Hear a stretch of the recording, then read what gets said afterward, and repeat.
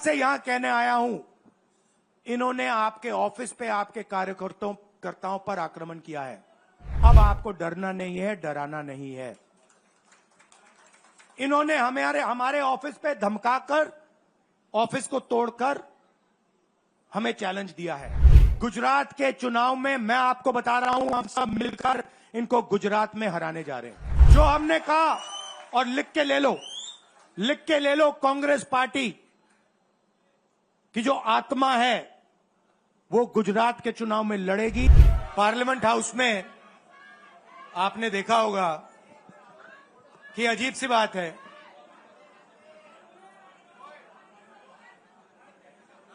BJP की जो पूरी मूवमेंट थी, राम मंदिर की, अयोध्या की मूवमेंट थी। सही बात। शुरुआत अडवाणी जी ने की थी, रथ यात्रा हुई थी, उसमें आपने अडवाणी जी को रथ पे देखा था। कहा जाता है कि नरेंद्र मोदी जी ने उस यात्रा में अडवाणी जी की मदद की थी। इनकी शुरुआत वहां हुई, राइट? ठीक है। रथ यात्रा चली और पार्लियामेंट में मैं सोच रहा था कि उन्होंने राम मंदिर का इनॉग्रेशन किया और राम मंदिर के इनॉग्रेशन में अदानी जी दिख गए, अंबानी जी दिख गए, मगर गरीब व्यक्ति वहां कोई नहीं दिखा। अयोध्या की जनता को बहुत गुस्सा आया जब उन्होंने देखा कि राम मंदिर के इनॉग्रेशन में अयोध्या का एक भी व्यक्ति नहीं था। ये कारण थे। मगर मैं आपको यह कहानी क्यों बता रहा हूं? क्योंकि जो मूवमेंट अडवाणी जी ने चालू की थी, उस मूवमेंट को,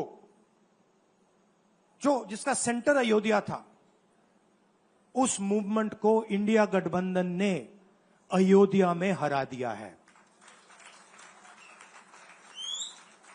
बहुत बड़ी बात कह रहा हूं। मतलब इनका पूरा जो सेंटर था,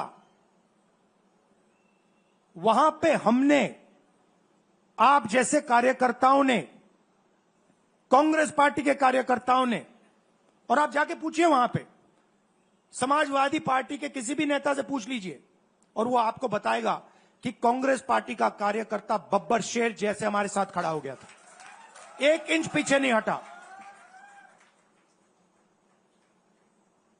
तो अयोध्या में कांग्रेस पार्टी ने, इंडिया गठबंधन ने इनको हराया है। तो अगला स्टेप क्या है? अब इन्होंने क्या किया? अच्छा, अंदर की बात बताता हूं। अब यहां आया हूं, परिवार से बात हो रही, तो अंदर की इनसाइड ट्रैक बता देता हूं। इनसाइड ट्रैक है, उसी एमपी ने बताया, राहुल जी यहां पे 3 बार सर्वे हुआ था। नरेंद्र मोदी जी वाराणसी से नहीं लड़ना चाहते थे, नरेंद्र मोदी जी अयोध्या से लड़ना चाहते थे। उनके सर्वेयर आए, 3 बार आए, नरेंद्र मोदी जी आए, और सर्वेयर ने उनको कह दिया, नरेंद्र मोदी जी अगर आप अयोध्या से लड़ेंगे, आप अयोध्या में हारेंगे। आप अयोध्या में मत लड़िए, क्योंकि अगर आप लड़ गए, आपका राजनीतिक करियर अयोध्या में खत्म हो जाएगा। इसलिए अयोध्या से नहीं लड़े, वाराणसी से लड़े। और वाराणसी में हमने 1-2 छोटी गलती कर दी, नहीं तो वहां उनको निपट लेते। मतलब आप देखिए, अयोध्या में